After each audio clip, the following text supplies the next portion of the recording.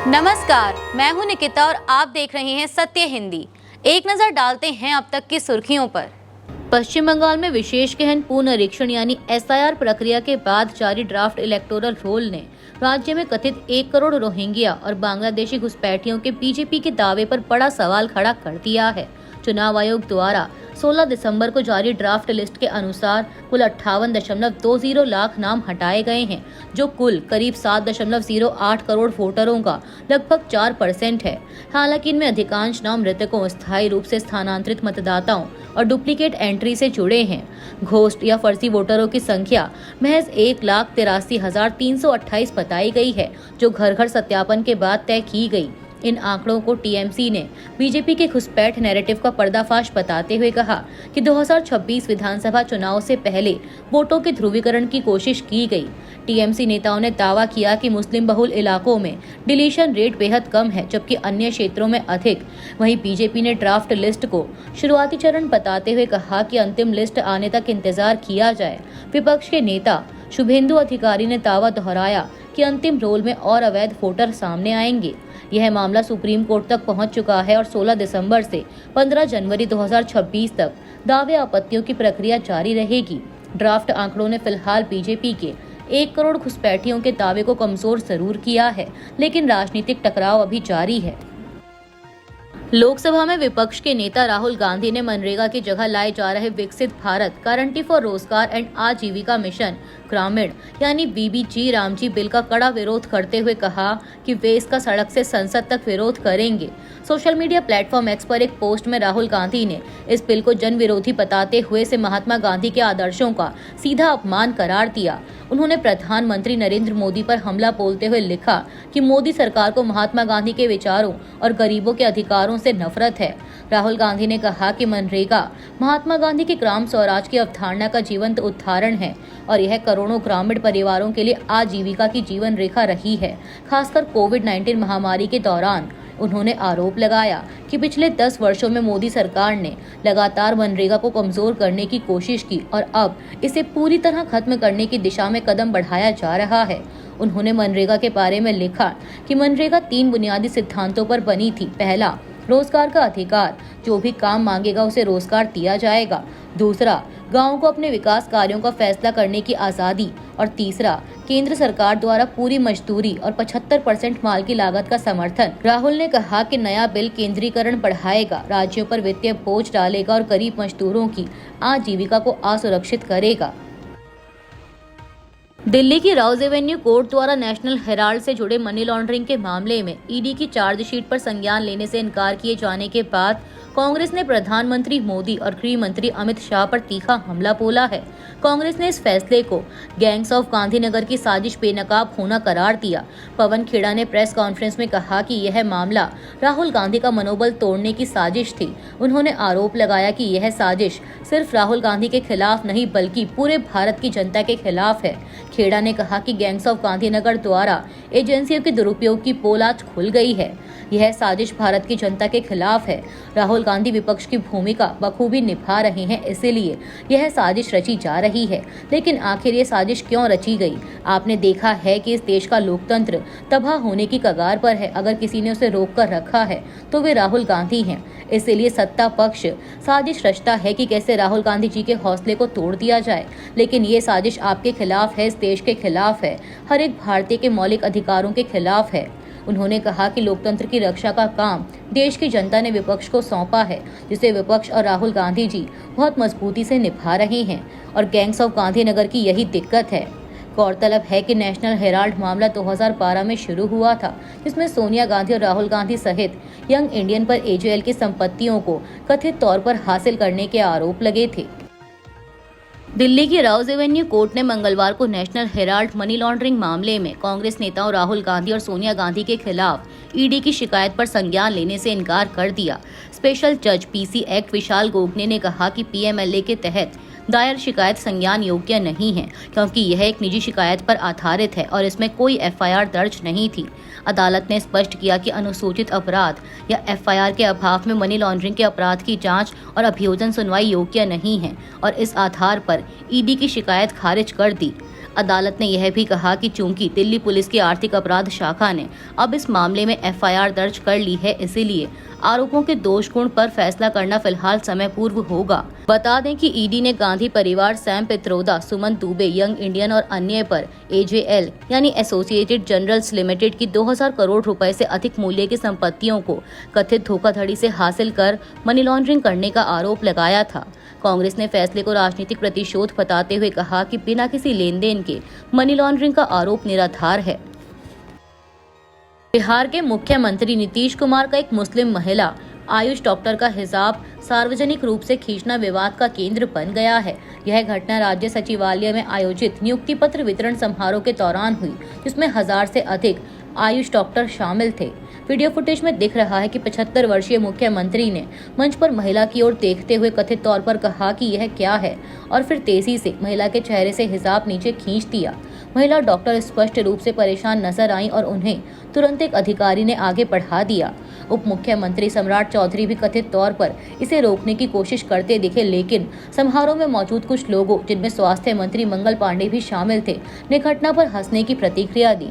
विपक्ष ने इस हरकत को घिनौना, बेशर्म और नीच कृत्य करार देते हुए मुख्यमंत्री से तत्काल इस्तीफे की मांग की है। आलोचकों का कहना है कि ऐसे अनुचित व्यवहार के लिए कार्रवाई होनी चाहिए और यदि मुख्यमंत्री का मानसिक स्वास्थ्य ठीक नहीं है तो उन्हें मानसिक स्वास्थ्य विशेषज्ञों की मदद लेने की आवश्यकता है। बिहार के मुख्यमंत्री नीतीश कुमार द्वारा एक मुस्लिम महिला आयुष डॉक्टर का हिजाब खींचने की घटना पर देवबंद यूपी के इस्लामी विद्वान कारी इशाक गोरा ने इसे महिलाओं के अपमान के रूप में बताया और कहा कि नीतीश को पूरे देश की महिलाओं से माफी मांगनी चाहिए। जम्मू कश्मीर की पूर्व मुख्यमंत्री महबूबा मुफ्ती ने भी इस घटना को गंभीर मानते हुए कहा कि यह सार्वजनिक अपमान और बुढ़ापे या व्यक्तिगत रवैये से ज्यादा एक चिंता का विषय है और उन्होंने मुख्यमंत्री से इस्तीफे की मांग की।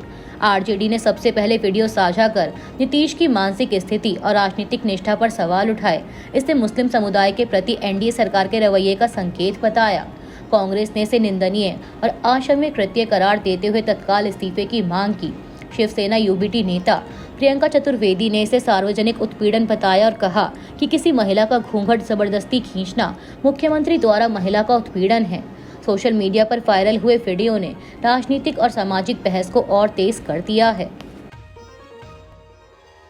नीतीश कुमार द्वारा एक मुस्लिम महिला डॉक्टर का हिजाब खींचने की घटना के बाद विवाद लगातार बढ़ रहा है।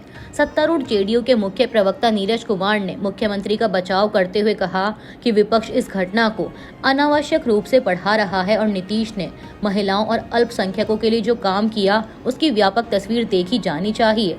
वहीं बीजेपी की राधिका खेड़ा ने राजस्थान से जुड़ा एक वीडियो शेयर कर कहा कि राजस्थान के पूर्व सीएम अशोक गहलोत भी एक महिला का घूंघट इसी तरह उठा रहे हैं और कह रहे हैं कि घूंघट का जमाना अब खत्म हुआ। यानी बीजेपी नेता राधिका खेड़ा यह कहना चाहती हैं कि नीतीश ने जो किया वो मामूली घटना है।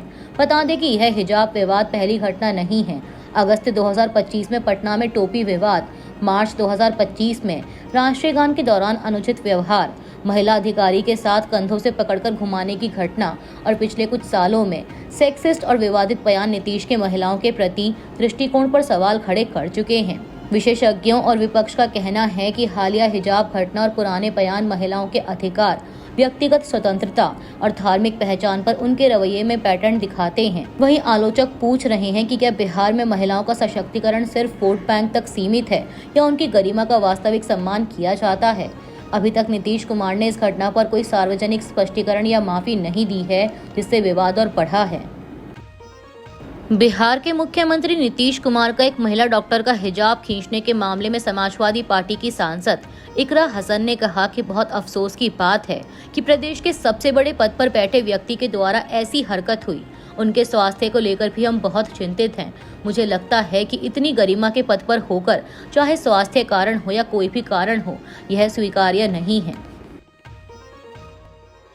संसद में सोमवार 15 दिसंबर को बीजेपी सांसद संबित पात्रा द्वारा उठाए गए नेहरू दस्तावेजों के कथित तौर पर गायब होने के सवाल पर केंद्र सरकार ने साफ किया कि प्रधानमंत्री मेमोरियल एंड लाइब्रेरी यानी PMML से जवाहरलाल नेहरू से जुड़े कोई भी कागजात गायब नहीं हुए हैं।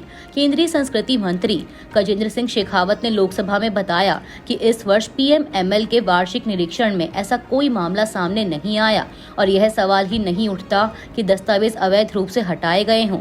उन्होंने यह भी कहा कि PMML में फिलहाल दस्तावेजों का वार्षिक ऑडिट नहीं होता। सरकार के इस लिखित जवाब के बाद कांग्रेस ने बीजेपी और मोदी सरकार पर झूठा प्रचार फैलाने का आरोप लगाया है। कांग्रेस महासचिव जयराम रमेश ने कहा कि संसद में सच्चाई सामने आ गई है और पूछा कि क्या अब माफी मांगी जाएगी। यह विवाद सितंबर से चल रहा था, जब PMML सोसाइटी के एक सदस्य ने सोनिया गांधी से नेहरू से जुड़े निजी दस्तावेजों तक पहुंच की मांग की थी। कांग्रेस का दावा है कि बीजेपी ने बिना तथ्यों के यह आरोप फैलाया कि सोनिया गांधी ने 51 बक्सों में नेहरू के कागजात हटवाए थे, जबकि अब सरकार ने खुद इसे खारिज कर दिया है। नेहरू के पेपर गायब होने के मुद्दे पर कांग्रेस पार्टी ने अलग से बयान जारी किया है। कांग्रेस ने कहा है कि बीजेपी का झूठ धराशायी हुआ, सच सामने आया। बीजेपी ने झूठा प्रोपेगेंडा फैलाया था कि सोनिया गांधी जी ने प्रधानमंत्री संग्रहालय और पुस्तकालय से भारत के पहले प्रधानमंत्री जवाहरलाल नेहरू जी से जुड़े कागजात निकलवा लिए थे।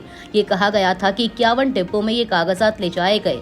इसी साजिश को आगे बढ़ाते हुए बीजेपी के सांसद संबित पात्रा ने संसद में पूछा कि क्या प्रधानमंत्री संग्रहालय और पुस्तकालय से प्रधानमंत्री जवाहरलाल नेहरू जी से जुड़े दस्तावेज गायब हैं। कांग्रेस ने कहा कि ये वो सच है जो अब सामने आया है। बीजेपी के इस झूठे प्रोपेगेंडा को उस वक्त मीडिया ने भी खूब चलाया था। प्रधानमंत्री कार्यालय से आए व्हाट्सएप के आधार पर बिना तथ्यों की जांच किए खबरें चलाई गई। क्या अब मीडिया इस सच को दिखाएगा? क्या मीडिया बीजेपी की इस आपराधिक साजिश का पर्दाफाश करेगा? बीजेपी और नरेंद्र मोदी को इस झूठ के लिए माफी मांगनी चाहिए। वरिष्ठ कांग्रेस नेता सोनिया गांधी ने मंगलवार 16 दिसंबर को राज्यसभा में महिला फ्रंटलाइन वर्कर्स की समस्याओं को जोरदार ढंग से उठाया। शून्यकाल के दौरान उन्होंने आशा, आंगनवाड़ी कार्यकर्ता और सहायिकाओं तथा राष्ट्रीय ग्रामीण आजीविका मिशन के तहत काम करने वाले सामुदायिक संसाधन व्यक्तियों के कम वेतन और बढ़ते कार्यभार पर चिंता जताई। सोनिया गांधी ने कहा कि सार्वजनिक सेवा वितरण में अहम भूमिका निभाने के बावजूद ये कार्यकर्ता कम मानदेय और सीमित सामाजिक सुरक्षा के साथ काम कर रही हैं। उन्होंने बताया कि आशा कार्यकर्ता टीकाकरण, मातृ स्वास्थ्य और परिवार कल्याण जैसे महत्वपूर्ण कार्य करती हैं, लेकिन उन्हें अब भी स्वयंसेवक माना जाता है। सोनिया गांधी के मुताबिक आंगनवाड़ी कार्यकर्ताओं को केंद्र सरकार से केवल 4,500 रुपए और सहायिकाओं को 2,250 रुपए प्रति माह मानदेय मिलता है। उन्होंने यह भी कहा कि इंटीग्रेटेड चाइल्ड डेवलपमेंट सर्विसेज में विभिन्न स्तरों पर लगभग 3 लाख पद खाली हैं, जिससे लाखों महिलाएं और बच्चे जरूरी सेवाओं से वंचित हैं। सोनिया गांधी ने केंद्र से राज्यों के साथ मिलकर सभी खाली पद भरने, समय पर वेतन भुगतान सुनिश्चित करने और फ्रंटलाइन वर्कर्स के वेतन में केंद्र के योगदान को दोगुना करने की मांग की। साथ ही उन्होंने 2500 से अधिक आबादी वाले गांवों में अतिरिक्त आशा कार्यकर्ता नियुक्त करने और आंगनवाड़ी कार्यकर्ताओं की संख्या बढ़ाने की भी अपील की। लोकसभा में मनरेगा की जगह लाने के लिए प्रस्तावित विकसित भारत गारंटी फॉर रोजगार एंड आजीविका मिशन ग्रामीण बिल 2025 को पेश किए जाने पर विपक्ष ने जोरदार विरोध किया। कांग्रेस नेता प्रियंका गांधी ने सरकार पर रोजगार के कानूनी अधिकार को कमजोर करने का आरोप लगाते हुए बिल को वापस लेने की मांग की।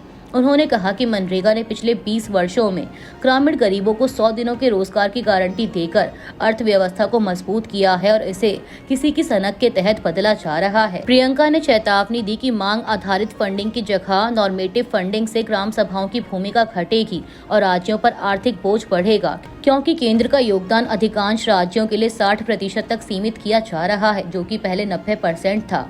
वहीं केंद्रीय मंत्री शिवराज सिंह चौहान ने सरकार का पक्ष रखते हुए कहा कि नया कानून विकसित भारत 2047 के विजन के अनुरूप है और इसमें रोजगार के दिन 100 से बढ़ाकर 125 किए गए हैं। वहीं कांग्रेस ने इसे महात्मा गांधी की विरासत पर भी हमला बताया, जबकि शशि थरूर ने गांधी का नाम हटाने का विरोध किया। एनडीए सहयोगी टीडीपी ने भी फंडिंग पैटर्न पर चिंता जताते हुए बिल को संसदीय स्थायी समिति को भेजने की मांग की। शशि थरूर ने मनरेगा का नाम बदले जाने का संसद में कड़ा विरोध किया है। उन्होंने कहा कि मैं प्रस्तावित बिल बीबीजी रामजी बिल को पेश किए जाने का विरोध करना चाहता हूं, जो हमारे देश और हमारे देश के अपने सबसे कमजोर नागरिकों के कल्याण के प्रति प्रतिबद्धता के लिए एक बहुत ही दुखद और पीछे ले जाने वाला कदम है। इससे पहले उन्होंने अपनी प्रतिक्रिया सोशल मीडिया पर भी दी थी। उन्होंने इसे दुर्भाग्यपूर्ण बताया और कहा कि सरकार के प्रस्तावित नए ची रामजी बिल में मनरेगा का नाम बदलने को लेकर जो विवाद खड़ा हुआ है वह दुर्भाग्यपूर्ण है। ग्राम स्वराज की अवधारणा और राम राज्य का आदर्श कभी परस्पर विरोधी नहीं रहे, बल्कि ये गांधी जी की चेतना के दो जुड़वा स्तंभ थे। ग्रामीण गरीबों के लिए बनी योजना में महात्मा का नाम हटाना इस गहरे जुड़ाव को नजरअंदाज करता है। उनकी आखिरी सांस राम के नाम की थी। ऐसी जगह बंटवारा करके गांधी जी की विरासत का अपमान ना करें जहां कोई बंटवारा था ही नहीं। वरिष्ठ पत्रकार शीतल पी सिंह ने सोशल मीडिया प्लेटफॉर्म फेसबुक पर एक कथित स्क्रीनशॉट साझा करते हुए भारतीय पत्रकारिता की स्वतंत्रता को लेकर गंभीर सवाल खड़े किए हैं। स्क्रीनशॉट में इंडिया टुडे मैगजीन के लिए आरबीआई गवर्नर संजय मल्होत्रा के साथ किए गए 1 घंटे के इंटरव्यू से जुड़ा संदेश दिखाया गया है, जिसमें इंटरव्यू को टीवी पर दिखाने से पहले आरबीआई गवर्नर की टीम द्वारा एडिटेड ट्रांसक्रिप्ट देखने और उसे क्लियर करने की शर्त का जिक्र है।